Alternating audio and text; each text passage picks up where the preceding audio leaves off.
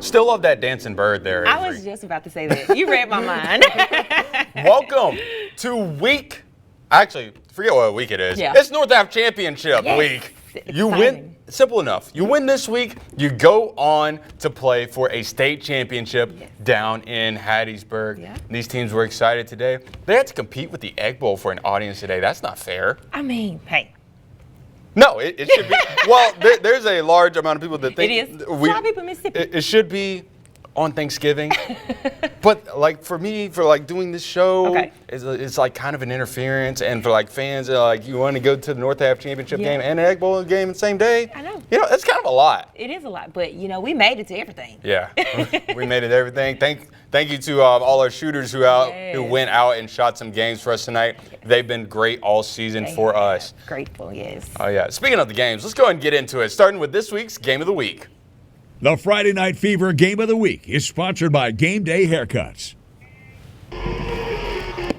And Tupelo at home hosting Madison Central in the 7A North Half Championship game. Opening drive, Madison Central quarterback Jaden Johnson. He's going to be fired as Zadarian Hart, and he's going to stay on his feet somehow, but he eventually gets taken down, but not before getting the first down later on in the drive. Fourth down, Jaguars attempt the kick, and it is no good. It's short. Golden Wave defense comes up big with their stop right there. And right here, second play of the game, guess who they're going to? J.J. Hill. Guess where he's going? To the house. 70 yards, touchdown for Mr. Hill. And the Golden Wave will strike first.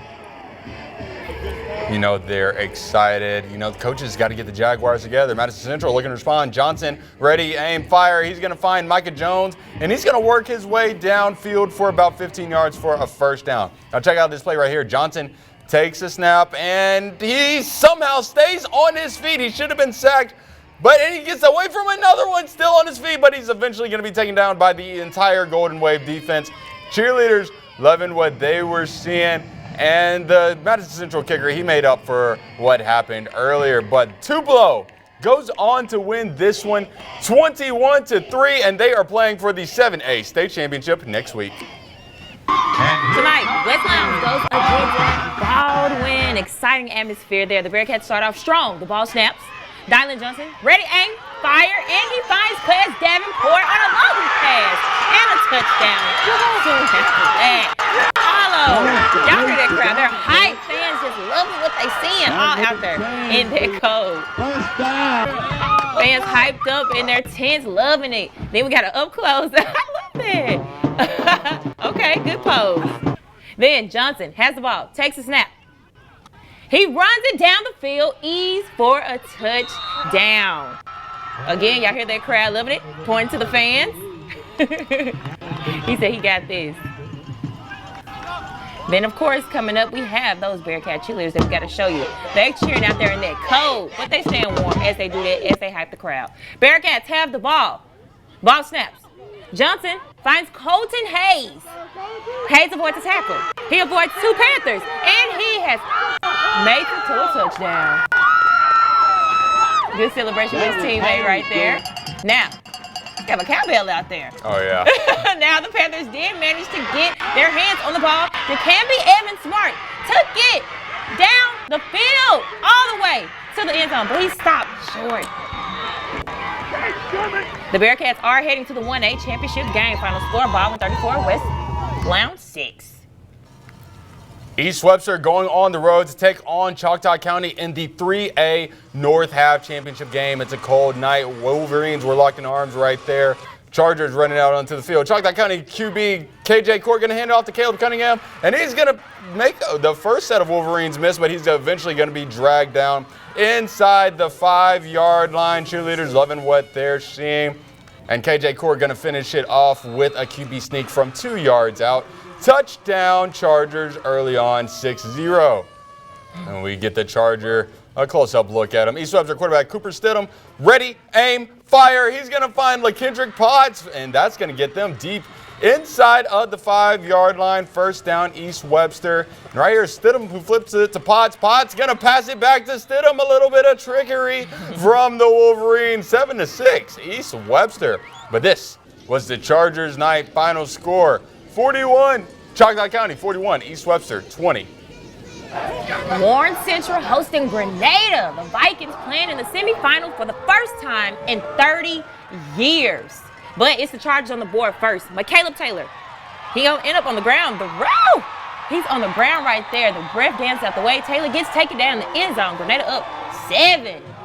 Coach giving his players a good high five. Vikings answer. Nash Morgan goes to the back of the corner of the end zone where he finds Jalen Winters, who gets a foot down for a touchdown. Warren Central ties it at 7. They were hyped. And of course, here comes the flags.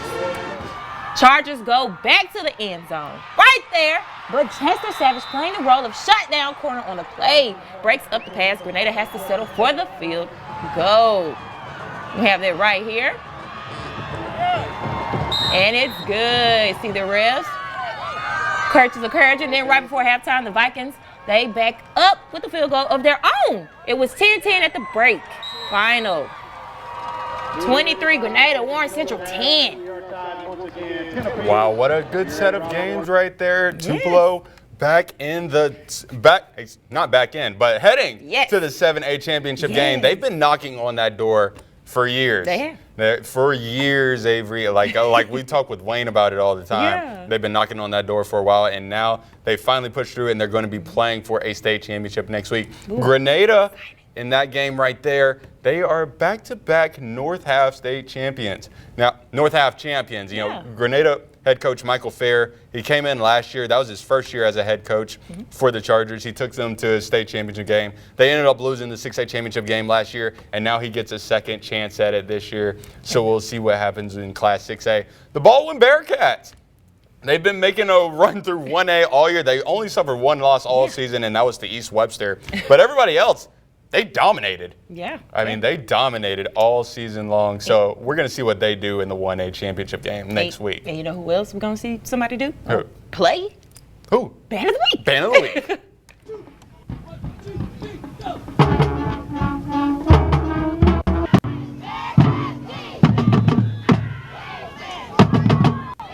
The Friday Night Fever Band of the Week is sponsored by Northeast Mississippi Community College.